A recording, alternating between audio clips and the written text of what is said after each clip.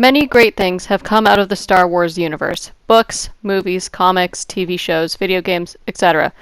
But Star Wars The Clone Wars is the next best thing after the original trilogy.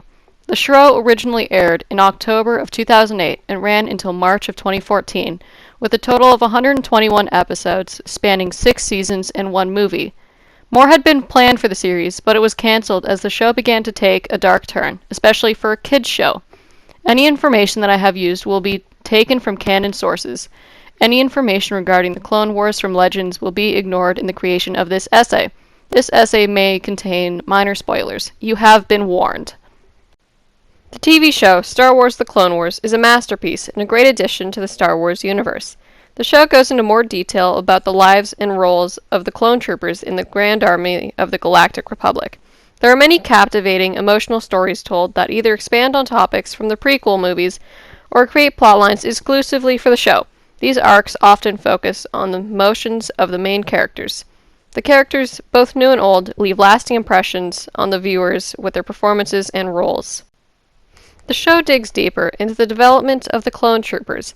It explains how clone troopers work, including their initial training, squadrons, and roles in the Grand Army. Many memorable clones are introduced, each with different distinct personalities and characteristics. Bonds begin to develop between the Jedi and the clones that serve under them. In the prequel movies, where clone troopers are first introduced, there isn't much of an explanation to how the clones work. We were told how they were created and raised, and there was very little individuality in Attack of the Clones. The Clone Wars digs deeper into this, showing us how they are trained. The show also gives more individuality to the clone troopers, along with uniquely painted armor and names to set the clones apart from each other. The one thing that sets the clones apart from the prequels and the Clone Wars is in the show the clones were allowed and encouraged to paint their armor and name themselves. The Jedi wanted the clones to feel more individuality surrounded by those that all share the same face. In Attack of the Clones, when the Jedi were first tasked with leading an army of clones, the Jedi were uncomfortable with this task as they had never led armies. This was apparent with their little knowledge of commanding an army during the first battle of Geonosis. The Clone Wars shows the development of the Jedi's abilities to properly lead and command these clone troopers during battle. Along the countless battles of Jedi fighting alongside clone troopers, we begin to see bonds forming between clone troopers and their Jedi generals. One example of this is Master Plo Koon and the 104th Wolfpack Battalion. A few clone troopers who served under him had once told him that because they were clones, they believed that they were expendable. Plo Koon was upset by this, as he believed that the lives of every clone trooper were valuable. The many arcs of the show either expand on topics from the prequel movies or create entire new plot lines that either span a few episodes to most of a season. The stories told are really captivating.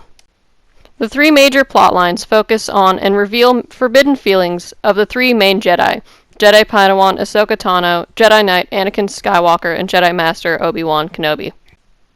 There are many captivating stories that bring up many emotions, both for the characters and the viewers. These stories include the Siege of Mandalore, Ahsoka's trial and banishment from the Jedi Order, and Obi-Wan Kenobi's supposed death. These stories bring up pure, raw emotions with lots of heartbreak.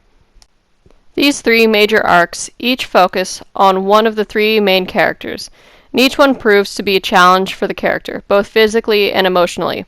As Jedi, there are emotions that are looked down upon by the Jedi Order, as they are believed to lead to the dark side of the Force.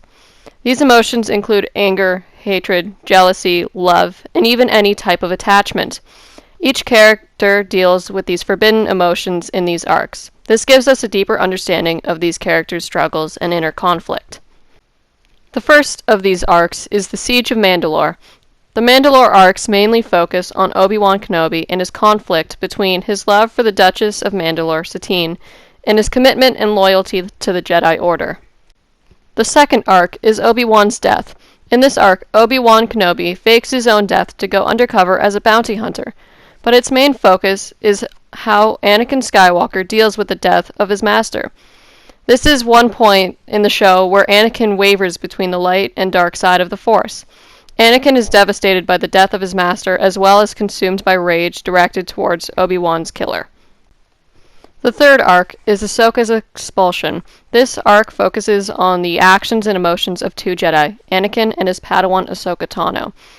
After being framed for a terrible crime and being expelled from the Jedi Order, both of them attempt to prove Ahsoka's innocence, but as they do, each one is conflicted with their emotions. Anakin has formed a close bond with Ahsoka and refuses to accept the fate the Council has decided for her. And Ahsoka is conflicted about the Jedi Order and not knowing who she can trust. She is devastated as the Jedi Order is the only thing she has ever known. The show contains many memorable characters, both new and old. The characters add depth to the show, and each contribute something different to the show. The show leaves lasting impressions with its developed, diverse range of characters.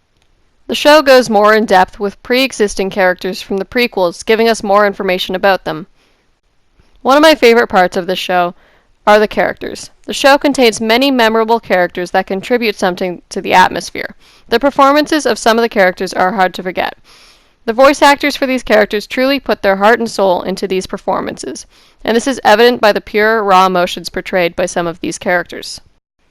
Along with all of the new characters introduced in the show, we are given new information about characters that we have already seen in the prequels. The show goes more in depth with the relationship between Padme and Anakin. We are given a closer look at the Separatist army, and we get to look inside the large factories that assemble the many weapons of the Separatists and the countless number of battle droids. The show decided to give the clumsy battle droids personalities and are often used as comic relief. The friendship between Anakin and Obi-Wan is explored more in depth through their many adventures and missions together. The Clone Wars would be incomplete without the large number of complex, compelling antagonists, each with their own motivations and goals.